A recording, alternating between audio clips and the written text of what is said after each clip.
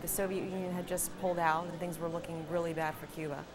And Fidel Castro didn't want anybody to see that. So we had to go to Cuba undercover as tourists. We are prisoners in our own country. We can't express our own desires, and we can't criticize the system. Cubans aren't the only ones carefully watched, so were we.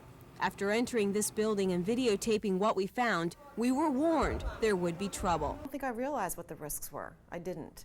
But I plowed on, head first and got in trouble. During one of our interviews in the building behind me, a woman came out very angry that we were videotaping. We left, but she followed us for several blocks and started screaming for the police. The director saw us and she didn't like that we were videotaping. She chased us out. I kept telling her, oh, we're just American tourists, and I pretended not to speak Spanish. The police chased us down, asked us for ID, and then took us back to the hotel.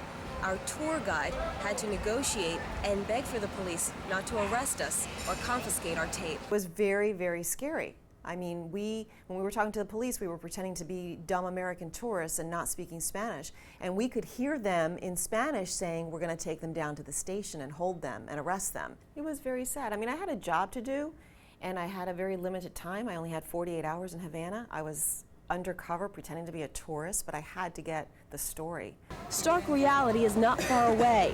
Even along the official city tour, begging children approach tourists. They beg not for money, but for gum. While I was doing my job as a journalist, of course I was feeling personal feelings as a Cuban American, going there and thinking, this could have been my life. That was scary.